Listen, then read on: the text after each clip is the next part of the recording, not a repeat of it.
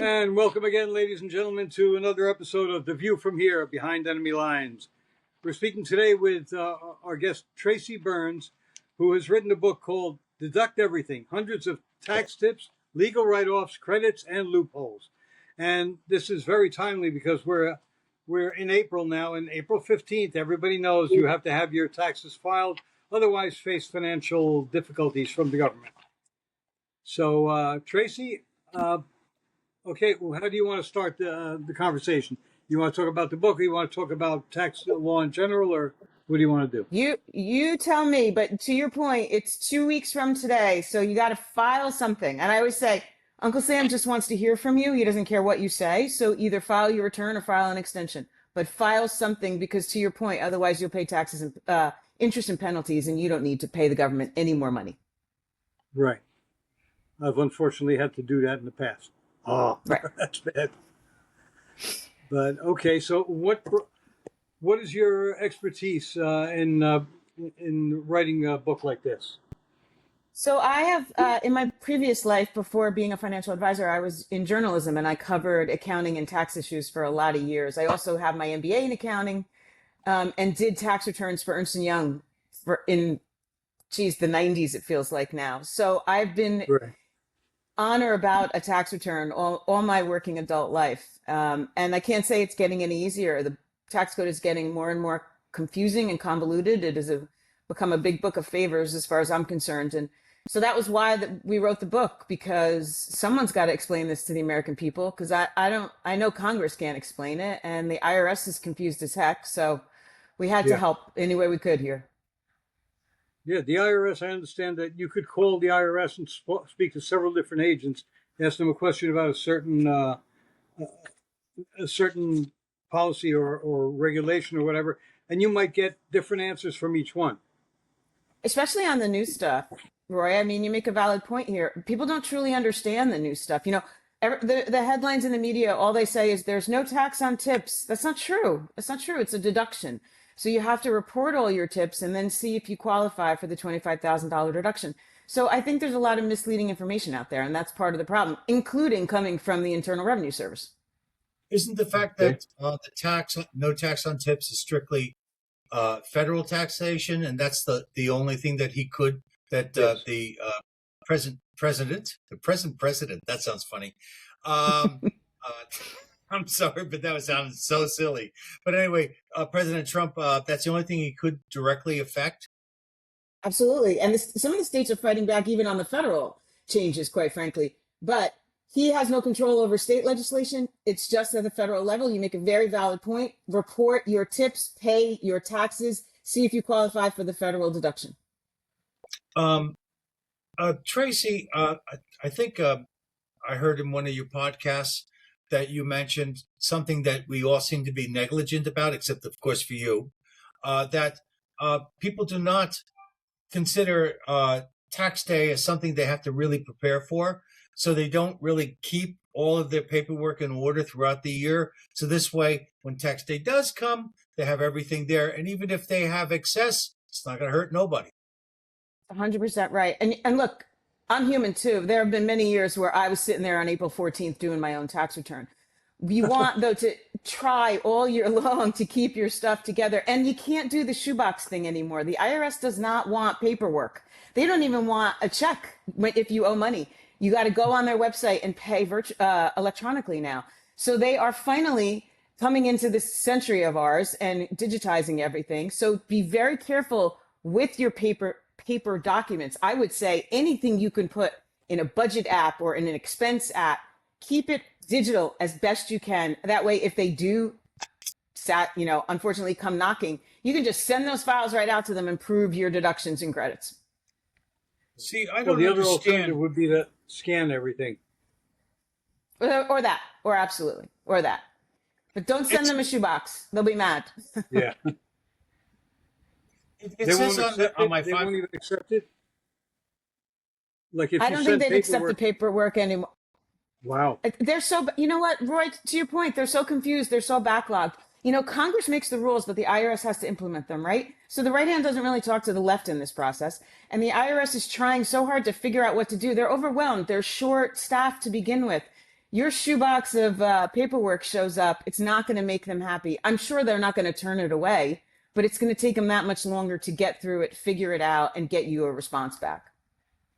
That's another Okay. reason to go for a fair tax rather than this convoluted. I don't know how many thousands of pages they have in the tax code. Oh, 100%. Or a flat, I remember Steve Forbes back in the Flat tax. day touting a Flat tax. flat tax. Yeah, that That's he right. wanted everyone to do their tax Right. return on a postcard. Right. And Something to it. we're not. Could you explain to the audience the difference between a flat tax and the fair tax? Because I think a lot of people get confused by it. Sometimes I misquote what I'm trying to say, too. I mean, I think that's part of the problem too, right? The definitions are so weird and convoluted. The fair tax would be more on purchases and things like that, whereas a flat tax is this is what you make, this is what you owe, this is what you pay. And Right. I think it almost feels fair to a lot of people, the flat tax, right? Yeah. But our lower income families always take the brunt of that. That's for sure. Yeah. So the thing is that, and I hope this is not getting off subject, but Sure. I noticed on one of your interviews that you were focusing heavily on women's needs. Mm. Okay, these conversations that you're having, aren't they generic? So many of them are, Michael. Yes. Are Yes, any but of them specific to women? I think the one common denominator though with women is a lot of them just want to sign the damn form and be done. They're not taking the time to understand what's in it, understand what they have. I mean, in a lot of ways, this is a snapshot of your financial life, right? It's the money you made, it's the money you earned, and it's the stuff that went out the door. And so use it to your advantage. I think that's the part that I'm trying to communicate to women. This is not drudgery. I realize no one wants to do it, and most people would rather eat their own toenails than do a tax return, but you could learn a lot. And it's semi-empowering, I think, if you at least try once in your lifetime to do your own tax return. I'm a nerd. I do my own tax return. But I think it's a good exercise. It helps you really understand where you are in life.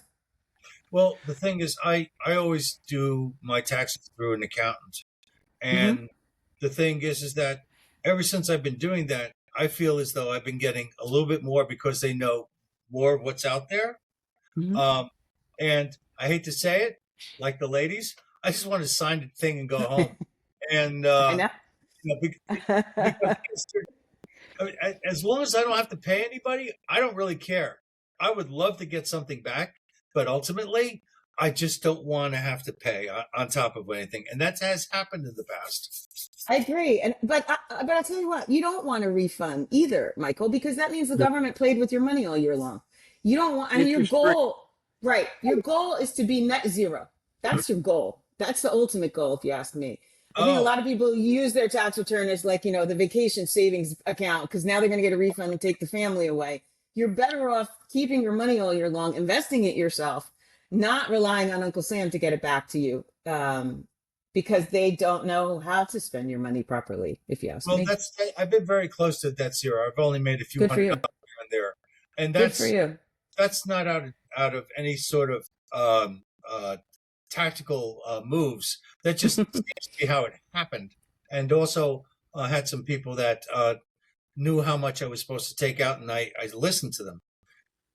Good for you. And I understand that you're actually promoting the possibility of doing your stuff online because you're saying the AI that the programs that are there now are so smart that they really walk you through it. So, not promoting because I don't get a cut. I wish I did, but I don't. But that said, they are really pretty thorough. I have been doing my return with these programs and I've used different ones over the years. You just have to be very patient. I always say, like, pour your drink of choice, settle in for, presume it's going to be an hour or two and answer every dang question they ask you because you'll be surprised. They do hit on all the things that are out there. Okay. You just have to be patient. Don't skip around. Don't think you're smarter than the programs. You're not. I'm not. No, do it properly. And then, yeah, I don't think it's such a bad thing. Well, even before AI, I think the programs were very good. And I used to agree. do my own taxes for a long time.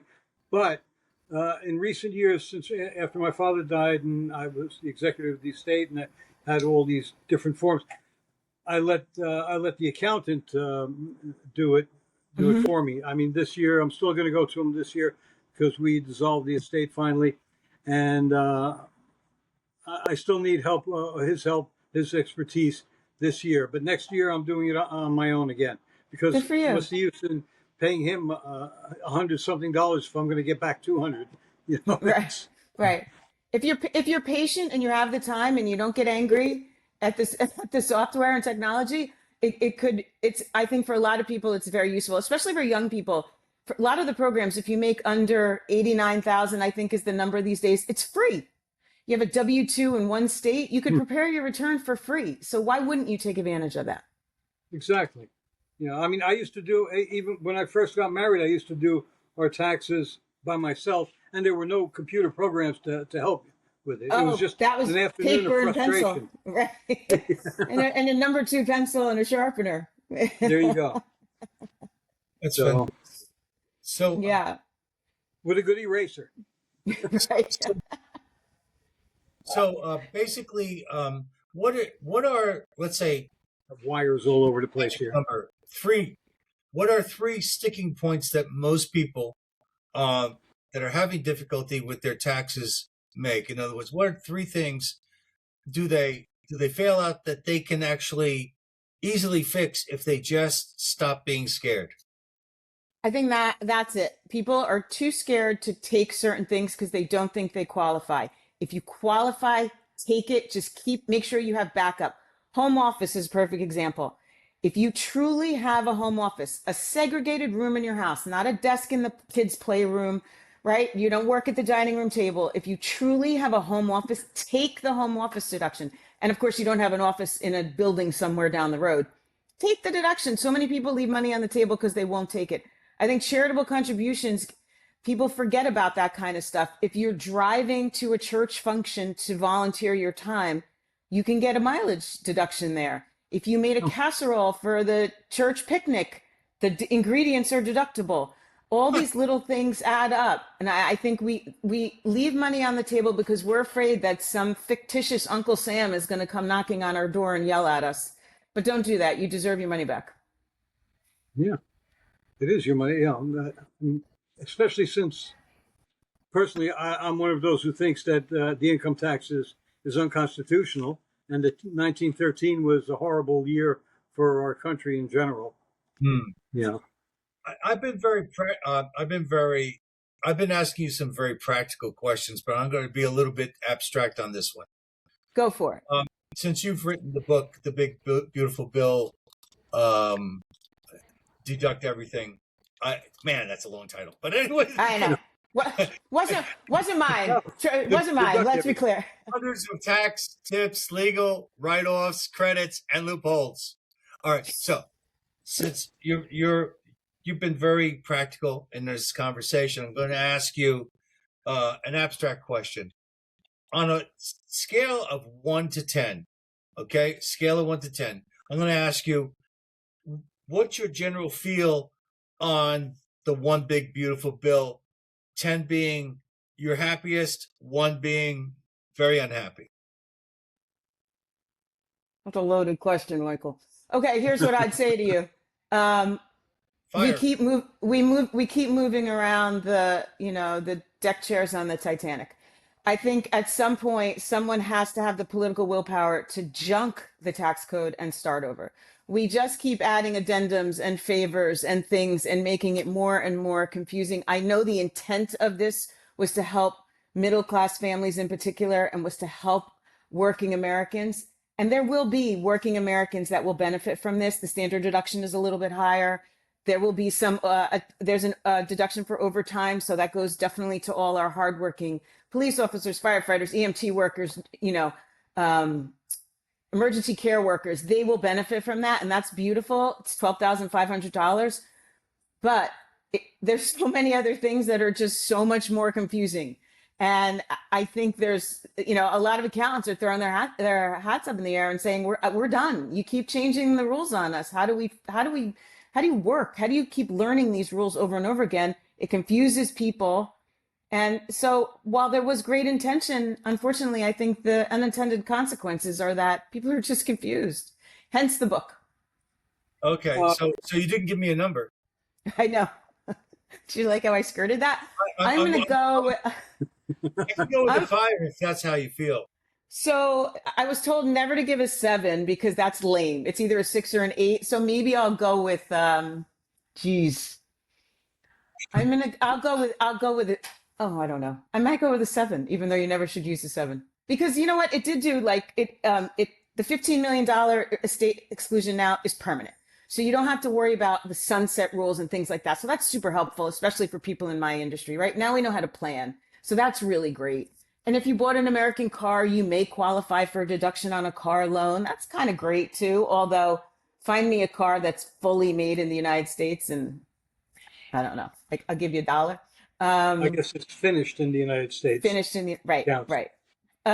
So there are some great things, but again, there's also a lot of confusion, and that's I think the history of the tax code. It confuses people. I'm going to do you a favor. I'm going to wash away that question.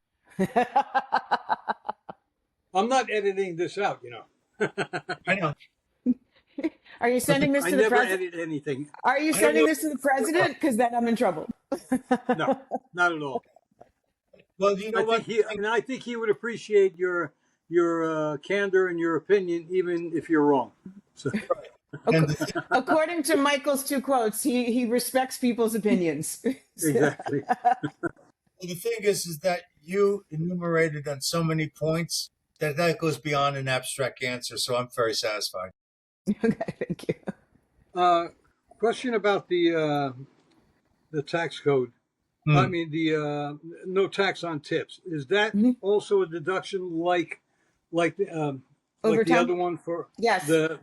I'm sorry, no tax on tips and no tax on overtime. That also a deduction and not. No, you don't have to report it.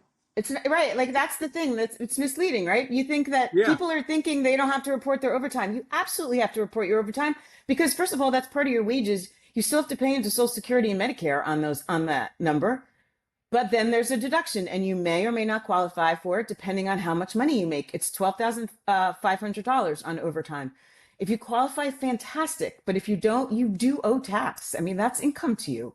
And Okay, so I just think it's if you're, for misleading. example, a cop or firefighter who's doing a lot of overtime, and you make say $30,000 in overtime, you can deduct 12,500 and just pay tax on the balance. Correct? Correct, presuming you don't hit the income limits, which there's No. income limits on everything, right? A married filing joint versus a single person. So you have to take your time and almost like plug and play, plug these numbers in, see if you qualify, talk to your tax preparer, let them know that this is what you do for a living and you have all this overtime so that he or she can help you figure it out. So I still think we've got to scrap the whole tax bill and put in the flat tax.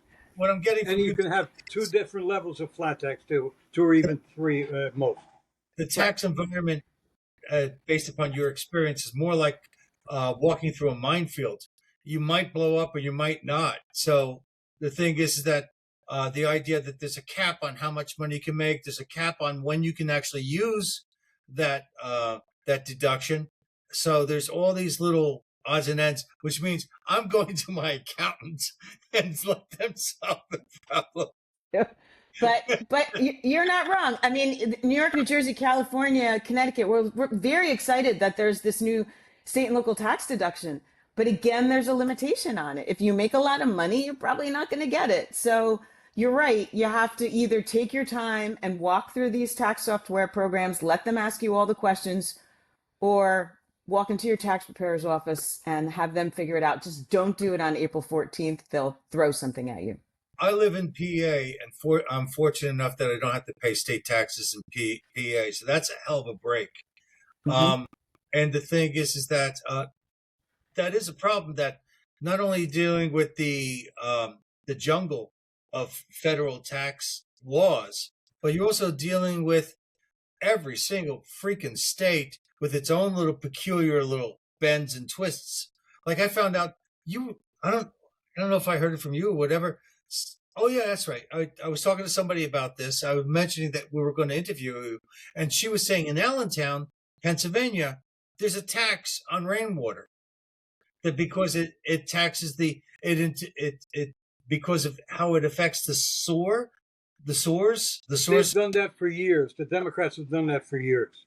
Well, the Tried thing, to tax rainwater in different states. right? But here's the funny thing: one of the people that this person knew actually lives off the grid, and they don't use the local sewer system, and they collect the water themselves. So, it's like, man, oh man. So it's kind of funny. Just knowing that you were going to be here brought that conversation up. Oh, wow.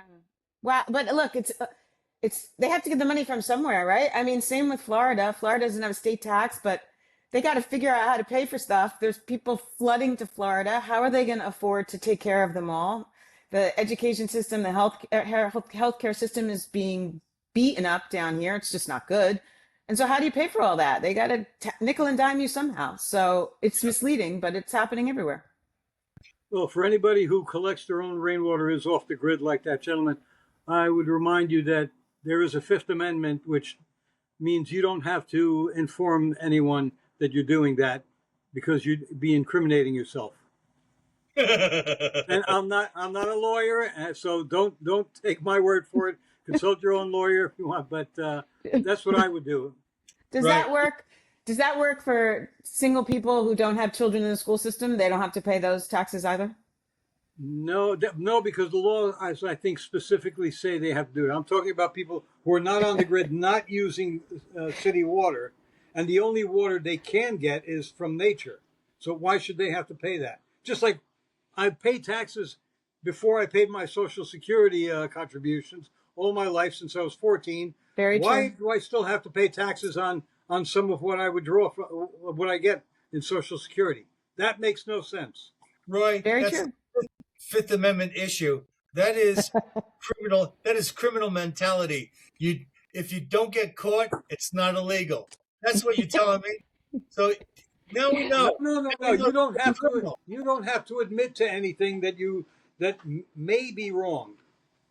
I think Wesley Snipes said that years ago too. I don't know how that worked out for him. Jail. I think it's dishonest, and I'd rather go the way of the noble mind instead of. I live in an apartment building. I don't have I don't have rain barrels collecting water, so I don't have to worry about that.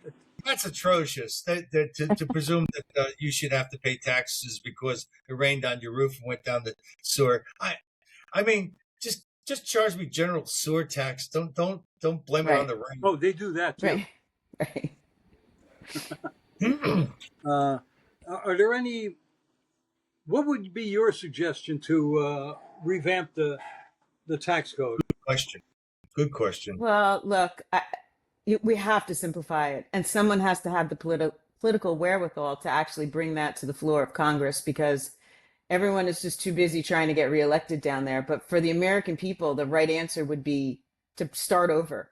And but it feels like an impossibility. We're so knee deep in this thing now, because I do think it becomes a book of favors as people are trying to get things passed. They throw in, the Christmas tree stuff that happens at the end of the year every year, or on all these bills that get passed. They throw in things as favors to get things passed. That's what the tax code has become. That's not which fair. is why a line item veto is very important, but they refuse to give it to the president, even though there are states that have it for their governors. Mm-hmm. What about a flat tax?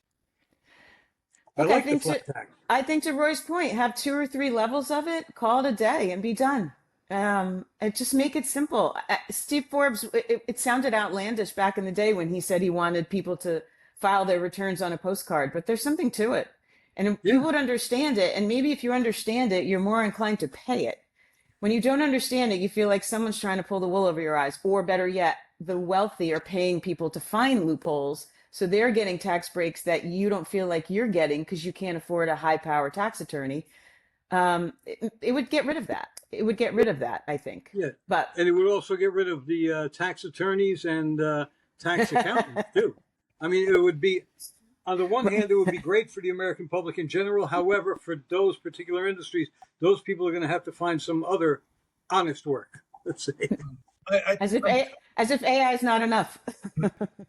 kind of curious about a very way to the right conversation. Which, if you don't want to have this conversation, that's cool because it is rather outlandish based upon what we've been talking about.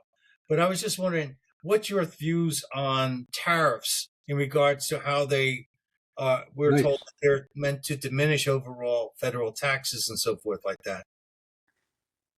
I mean, economic as it, economically, it sounds like it should work. It just doesn't feel like it is right now. I think it's right. It turned everything upside down. It's angered a lot of people.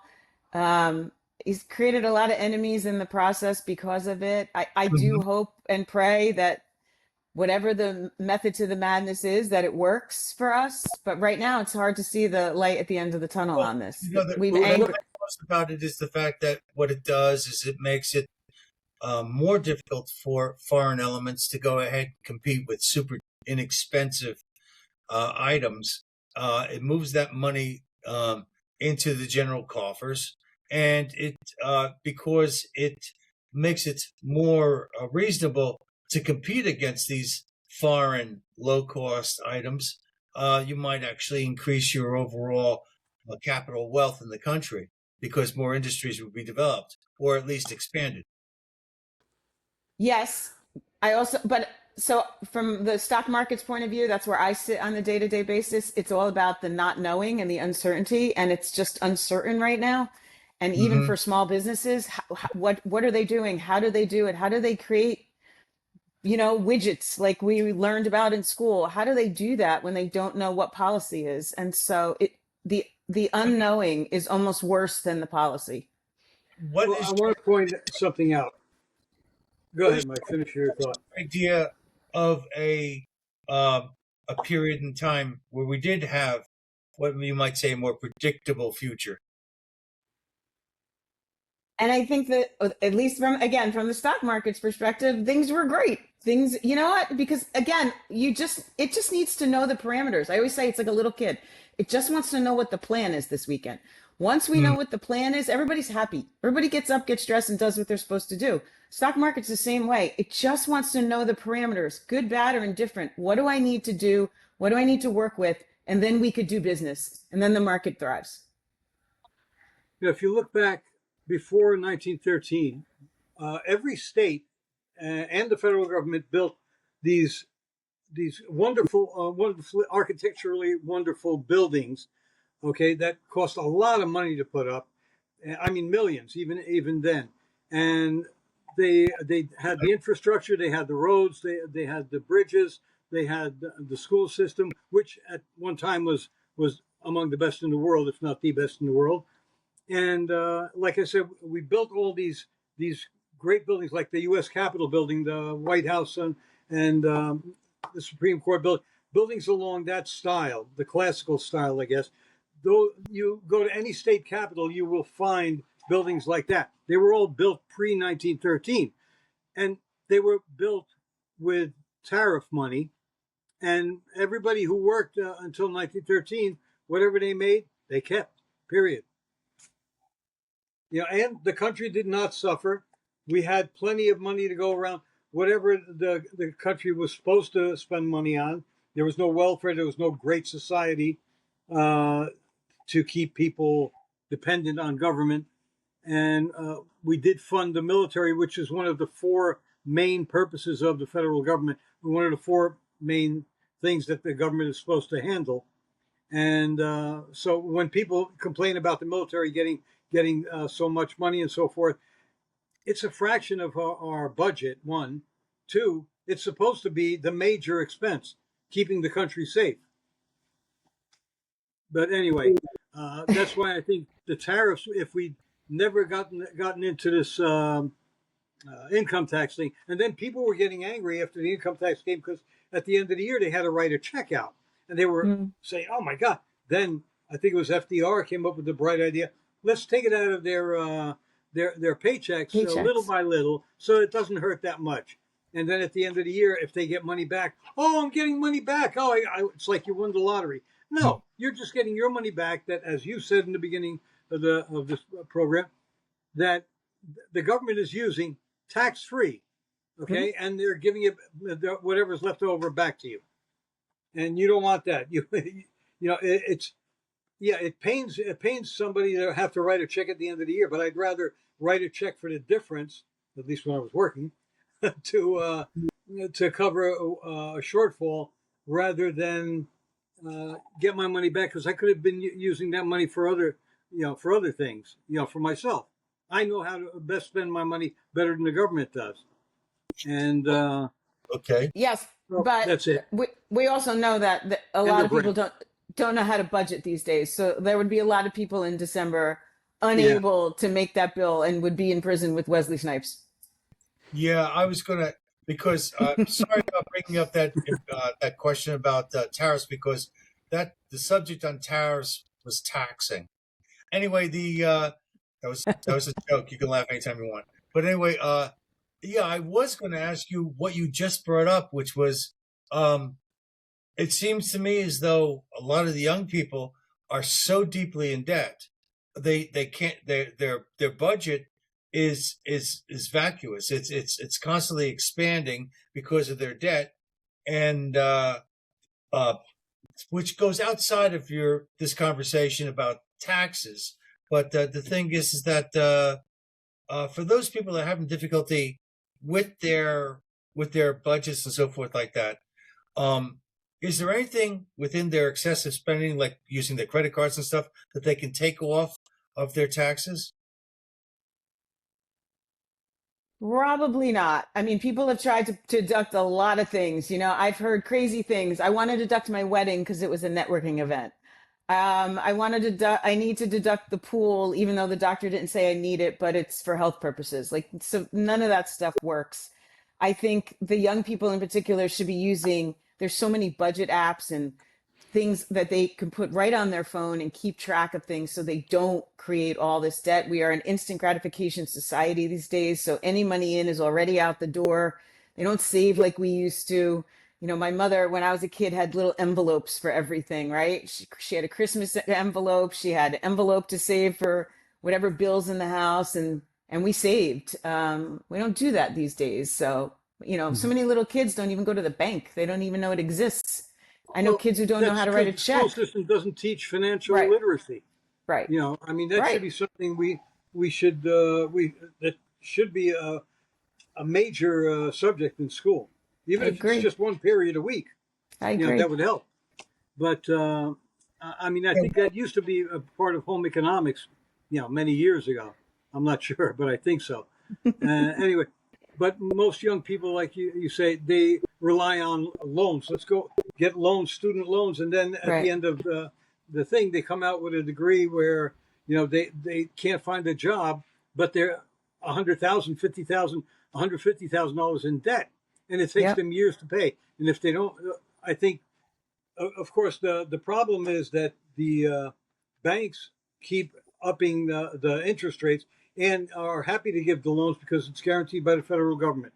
Because the loans are guaranteed by the federal government, the colleges and universities feel free to keep right, increasing their tuition every single year, even though they don't need it all. The money they've collected from tuition, they could probably go a full, 5 years or so without charging tuition and right, still have money left over.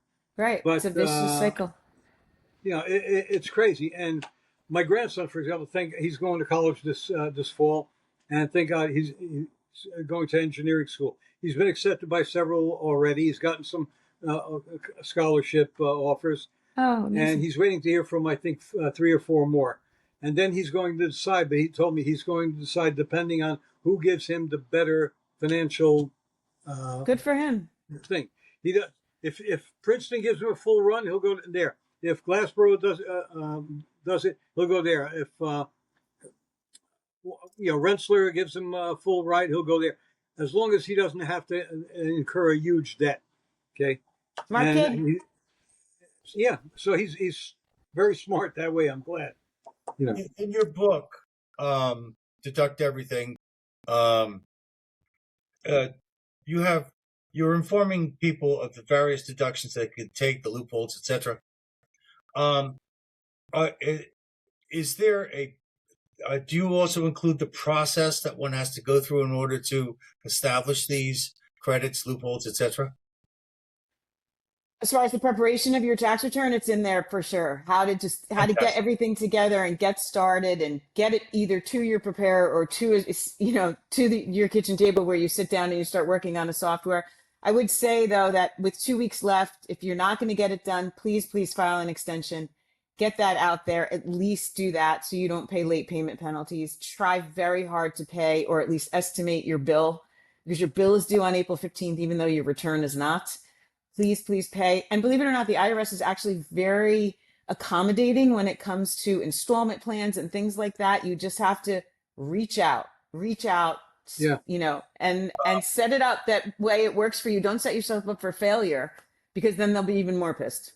I have a technical. Well, no, the IRS is much friendlier than it used to be. Yeah. I know that from personal experience. Yeah. Much friendlier. The technical question I have to ask you is this: a lot of people don't have PCs, and so if they go to the library and use the library's computer, does that computer have to be assigned to them in regards to? In other words, do they have to ID their computer, or can they use any computer to go ahead and do the software? Your email should be enough. Most softwares are available on the internet, so you could do it anywhere. Beautiful. You can do it anywhere. Yeah. And look, like I said, if you're under 90 grand, you could do it on your phone for free. So my kids did. So, take advantage of that. That's fantastic. Huh. Yeah. Well, I don't know. Do you have any other? Yep. I think that the best advice you gave is people filing extensions so as to avoid the penalties and interest. Absolutely. But, get that done. Don't stress Yeah. yourself out. If you can't do your return, fine. Just file the form. And then you have till October 15th. And not that you want to be doing that over the summer. I think you should be at the beach relaxing. But if you got to push it off, you got to push it off. Get it done. Just Yeah. file something. I've done that in the past, and I've also done what you said you did. April 14th, I was doing Like it 10 and o'clock then at night. I remember going to the post office before midnight to get it stamped. Back then we had to do that, right? Stands I online. hated that. Oh my God. Yeah. Yep. I'm With an saying- overnight with a receipt. I'm 72 years old, and I have an IRA.